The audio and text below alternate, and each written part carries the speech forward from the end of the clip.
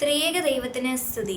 നമ്മുടെ കർത്താവിൻ്റെ 12 അപ്പോസ്തലന്മാരെയും അവർ സുവിശേഷത്തിനായി ജീവൻ അർപ്പിച്ച ശുശ്രൂഷകളെയും സ്മരിക്കുന്ന ദിനങ്ങളിൽ 2-ാം ദിവസമായ ഇന്ന് അപ്പോസ്തല സമൂഹത്തിലേക്ക് മിശിഹായാൽ വിളിക്കപ്പെട്ട ആദ്യ ക്രിസ്തു ശിഷ്യനായ അന്ത്രയോസ് ലീഹായെക്കുറിച്ചാണ് നാം ഇന്ന് സംസാരിക്കുന്നത്. വിശുദ്ധ പത്രോസ് ലീഹായുടെ സഹോദരനും ബത്സൈദ ദേശക്കാരനുമായിരുന്നു അന്ത്രയോസ് ലീഹ എന്നാണ് ചരിത്രരേഖകളിൽ കൂടി നമുക്ക് മനസ്സിലാക്കുവാൻ സാധിക്കുന്നത്. പത്രോസ് ലീഹായെ പോലെ തന്നെ ഇദ്ദേഹവും മീൻപിടുത്തക്കാരനായിരുന്നു. അന്ത്രയോസ് ലീഹ ആദ്യം യോഹന്നാൻ സ്നാപകന്റെ ശിഷ്യനായിരുന്നു. ആദ്യം വിളിക്കപ്പെട്ടവൻ എന്ന അർത്ഥത്തിൽ പ്രോട്ടോക്ലേറ്റോസ് എന്ന സ്ഥാനപ്പേരും കൂടി ഇദ്ദേഹത്തിനുണ്ട്. 5 അപ്പം കൊണ്ട് 5000 പോഷിപ്പിക്കുന്ന സംഭവത്തിൽ ആ ബാലനെ കണ്ടെത്തി യേശുവിൻ്റെ അടുക്കിലേക്ക് എത്തിക്കുന്നതും അന്ത്രയോസ് ലീഹായാണ്.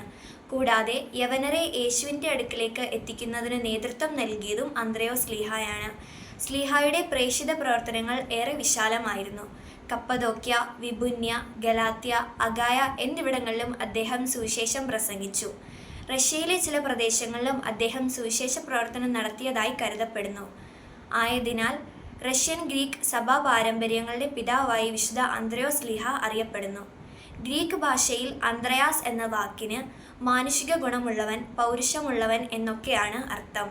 AD 68 നവംബർ മാസം 28-ാം തീയതി അഗായയിലെ പത്രാസ് എന്ന സ്ഥലത്ത് X ആകൃതിയിലുള്ള കുരിശിൽ തൂക്കപ്പെട്ടു എന്നാണ് അദ്ദേഹത്തിൻ്റെ രക്തസാക്ഷിത്വത്തെക്കുറിച്ച് പുരാതന രേഖകളിൽ നിന്നും മനസ്സിലാക്കുവാൻ സാധിക്കുന്നത്.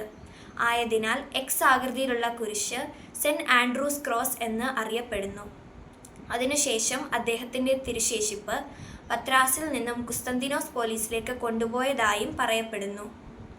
പൗരസ്ത്യ സഭയും പാശ്ചാത്യ സഭയും നവംബർ മാസം 30-ാം തീയതി അദ്ദേഹത്തിൻ്റെ ഓർമ്മ പെരുന്നാളായി കൊണ്ടാടുന്നു.